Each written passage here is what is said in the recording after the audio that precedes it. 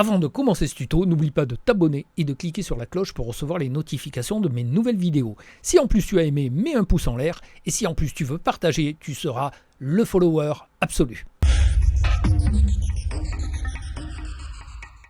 Bonjour à tous. Alors, le donut, c'est un grand classique, on le retrouve dans tous les logiciels de 3D. Quand on débute, on fait son donut. Alors nous, on va faire un donut au chocolat pour changer un petit peu, parce que d'habitude, c'est un donut, probablement à la fraise. En tout cas, le glaçage est rose avec des vermicelles. Nous, on va faire un glaçage chocolat avec des vermicelles en couleur et des gros grains de sucre par-dessus. Voilà, mais on va le faire complètement dans After Effects. Donc en totalité dans After Effects, sans sortir d'After Effects, avec les outils d'After Effects. Et à la fin, je vous expliquerai que bientôt, je vais sortir un tuto où on fera beaucoup de choses dans la 3D d'After Effects, uniquement dans la 3D d'After Effects. Et ça va être autour de la nourriture, mais vous pourrez très très vite voir qu'on peut faire beaucoup de choses sans avoir touché de sa vie un logiciel 3D, puisque dans After Effects, on se rapproche plutôt du dessin vectoriel qui va être extrudé, donc ça parle tout à fait à tous ceux qui travaillent sur Illustrator par exemple, et ce sera très simple, beaucoup plus simple pour eux. Bien entendu, on sera sur un style assez précis, ça pourrait être du flat design extrudé, quoi. En fait, c'est du flat en volume, ce qui ne veut absolument rien dire, mais on y va tout de suite, je vous montre. Alors, on commence par créer une composition. Notre composition, moi je l'ai déjà créée, mais ici je l'ai appelée Donuts, mais tout simplement vous allez dans composition, vous faites nouvelle composition, vous mettez un nom et vous choisissez de la HD 1920 par 1080, 25 images secondes, ça ira très bien, et une durée de 10 secondes, c'est largement suffisant, pas la peine de faire plus. Donc vous obtenez une composition comme celle-ci. Et tout de suite, on va faire un donut. Et un donut, c'est de la 3D extrudée. Donc dans After Effects, ça veut dire un calque de forme. Un calque de forme, on le crée comment? On le crée en allant sur un outil vectoriel, donc soit la plume, soit l'ellipse, le carré, l'étoile, etc. Nous, on va faire un donut, donc évidemment, c'est l'ellipse qu'on va choisir. Et ici, moi, j'ai fait apparaître mes petits repères en croix. C'est dans le bouton qui est ici, titre et action sécurisée. Comme ça, je me positionne au milieu, je clique, glisse, donc je fais un rond, j'appuie sur la touche CTRL commande pour qu'il reste centré, et sur la touche majuscule temporaire pour qu'il soit parfaitement rond. Ici, bien entendu, j'ai un contour blanc et un fond dégradé, je n'ai pas besoin de fond. Je pourrais l'éliminer ici, mais en fait, le fond serait juste désactivé. Dans l'ellipse, ici, l'œil serait donc juste masqué. Je n'aurais pas besoin du fond toute la construction du donut, donc je le supprime directement, touche suppression. Ici, j'ai un contour qui est blanc, donc sur le fond damier, c'est pas top, mais déjà je vais l'agrandir à 10 par exemple, à peu près, parce que de toute manière on va après réduire sa taille, vous allez voir pourquoi. Donc 10, je peux passer en fond noir, je peux enlever mon damier pour l'instant, et surtout, je vais lui mettre une petite couleur biscuit, un peu orangé, pas trop saturé, un peu grisé, un peu plus orangé, voilà. Couleur un peu gourmande quand même, je la désature un peu, je la dégrise un petit peu, et puis avec la lumière, de toute manière, ça va encore changer. Voilà. Maintenant, il me suffit de l'extruder. Pour l'extruder, il faut que je passe le calque en 3D. Donc je fais attention à bien avoir mes cases ici, des options. Si j'ai pas les options, je prends le bouton Switch qui est à la verticale. Vous savez qu'on peut switcher entre mode et options. Je passe mon calque en 3D. Comme c'est un calque de forme, que je vais renommer Donut, eh bien je peux l'extruder. J'ai les options de géométrie qui apparaissent ici. Et vous allez me dire, mais moi je les ai pas. Ah, tout simplement, regardez ici sur l'espace 3D sur lequel vous êtes. Vous êtes probablement en 3D classique. Il faut être en 3D Cinema 4D. Si vous êtes en 3D Cinema 4D, cette option de géométrie est forcément disponible. Et ici, on va attaquer avec un style de biseau arrondi, c'est-à-dire le convexe. On choisit convexe, et vous allez me dire, est-ce que j'extrude ici tout de suite? Non, ça va pas être la peine. Pourquoi? Parce qu'on va mettre une profondeur de biseau très forte. Alors là, je l'amène à 10. Vous allez voir qu'on est bloqué en clic et glisser à 10. Mais on va pouvoir aller plus loin quand même. Mais avant, ma vue de gauche ici ne me convient pas. Je reprends mon pointeur. je fais attention ici, vous voyez les 4 coins bleus m'indiquent que si je fais une modification ici dans les vues, le menu qui est ici, à côté du menu Cinéma 4D, je vais modifier ma vue de caméra active. Moi, je veux modifier la vue de gauche. Je veux passer en vue personnalisée. Donc, je clique ici pour avoir les 4 coins bleus et je modifie après. Vue personnalisée. Ici, si je suis autant, entre guillemets, zoomé, je ne suis pas zoomé. Le zoom molette, il est ici. C'est que j'ai pris cet outil, profondeur Z, et je me suis rapproché. Voilà, maintenant je suis bien positionné. Qu'est-ce qui me manque pour voir l'épaisseur? Il me manque des calques lumière. Donc je vais dans le menu calque, nouveau, et je vais créer 2 calques lumière, un minimum quand on veut éclairer. Première chose, je vais prendre une lumière ponctuelle. Lumière ponctuelle, je laisse son intensité à 100, et je vais lui demander de projeter une ombre. Et cette intensité d'ombre, pour qu'elle soit bien visible au début, je peux la mettre à 50, voire à 100% parfois, et la diffusion, je la mets à 0 pour l'instant, pour qu'elle soit bien nette. Et après, je remodifierai tout ceci. J'applique la lumière, donc là déjà je vois que j'ai du volume. Je vais même prendre l'outil Orbit ici, et je vais un peu pivoter sur la tranche, comme ceci, et un peu en arrière. Voilà. Maintenant, il me faut une lumière ambiante pour dépoucher tout ce qui est très noir dans les ombres, qui n'est pas éclairé. Donc toujours 2 calques, un ambiant et une lumière quelconque, ponctuelle ou spot, en principe ponctuelle ou concentrée. J'ai déjà mis une ponctuelle, maintenant je mets une ambiante. L'ambiante, toujours, je la baisse. Je la baisse entre 20 et 50% en principe, mais ça peut être un peu plus. L'idée, c'est de ne pas être à 100%, sinon vous éclairez autant que la lumière en cours. Voilà, j'ai débouché mes ombres et je vois un tore cette fois-ci.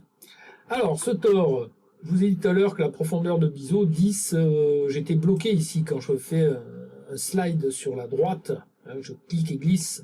Par contre, si je clique et que je tape 90 de profondeur, eh bien, j'obtiens mon donut. Vous voyez? Donc, ici, on est verrouillé que quand on est en clic et glissé. Sinon, en tapant une valeur, je peux être à 100. Par contre, si je mets 200, vous voyez, je ne peux pas dépasser les 100.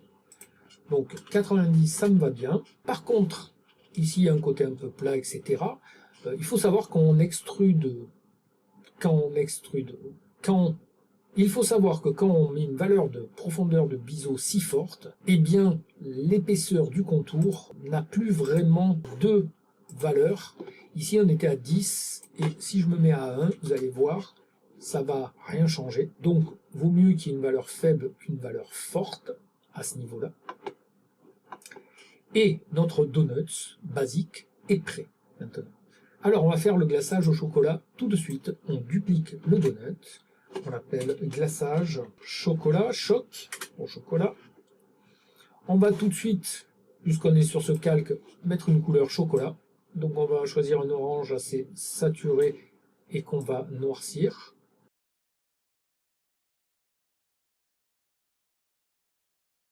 Ce calque, on clique dessus pour avoir le gizmo, et ici on le décale pour voir la moitié du donut en dessous. J'appuie, plutôt que d'aller chercher ici le contrôle, en version 2023, c'est la touche C. Sur des versions 2024, vous avez ces outils-là sur le pavé numérique, mais vous pouvez choisir les anciens contrôles si je ne me trompe pas. Donc, moi, j'ai vraiment l'habitude de la touche C,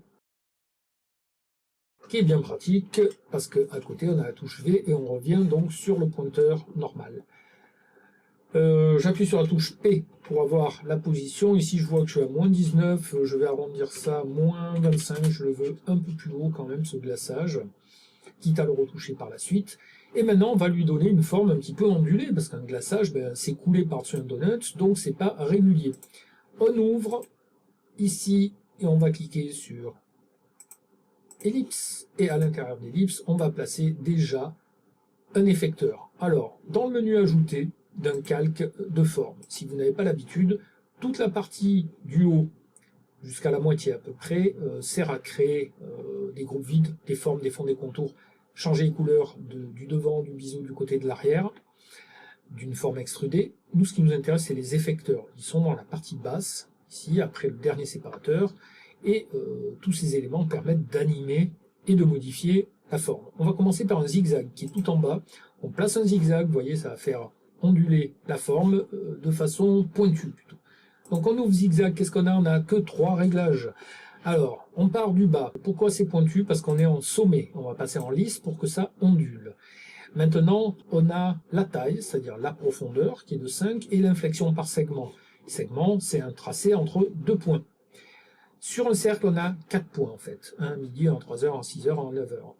Donc ça fait qu'on a 4 segments. Ici, on a donc 10 inflexions par chaque segment. On a 40 inflexions. On va passer à 4 inflexions pour que ça ondule, voilà, légèrement. Ça ondule plus à l'intérieur. On pourrait passer à 3, pourquoi pas. Ça ondule moins à l'intérieur. Mais c'est pas suffisant. C'est trop régulier. Nous, ce qu'on veut, c'est avoir un glaçage qui fasse un glaçage qui a coulé par-dessus. On va donc aller chercher un tracé de tremblement qui va mettre du désordre dans tout ça. Tracé de tremblement, attention, c'est un effecteur auto-animé. Ça veut dire quoi? Ça veut dire que sans image clé, déjà, ça bouge. Donc, nous, il va falloir qu'on le calme pour qu'il ne bouge pas du tout. Donc, déjà, on applique, attention, c'est tracé de tremblement et pas transformation en tremblement. Tracé, ça commence par tracé. Tracé de tremblement qui se met en dessous zigzag.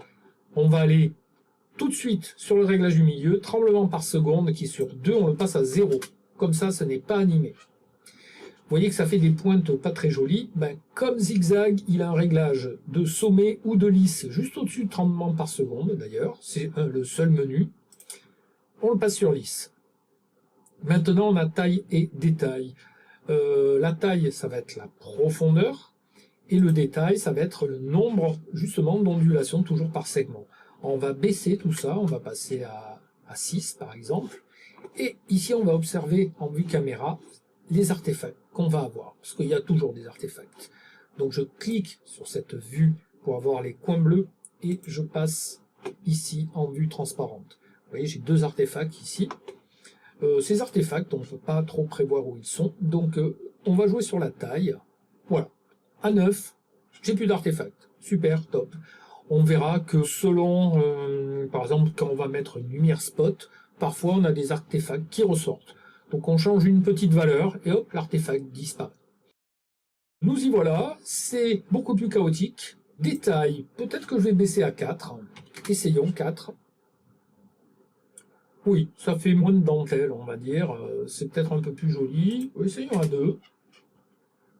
2, c'est trop revenu dans la régularité, donc 4 c'est très bien. Donc 9 et 4 pour moi, peut-être sera légèrement différent chez vous, essayez de ne pas avoir d'artefact. Donc si chez vous par exemple la taille à 10 ça marche mieux, à 10, 11 ou 12, restez sur la valeur où vous ne verrez pas de boss surgir. Notre chocolat est fait. On va juste lui donner une légère brillance. Donc, dans ces options de surface, on va choisir qui projette une ombre. On va mettre le diffus à 100%. On va mettre une intensité de réflexion. Donc, intensité spéculaire, on va la baisser, on va la passer à 30. La brillance spéculaire à 40. On va rester sur le métal à 100. Le métal blanchit les impacts spéculaires. Et on va passer en réflexion à 35. Voilà, c'est un glaçage, on va dire, il est plutôt réflectif. On règle tout ça à la fin, bien entendu.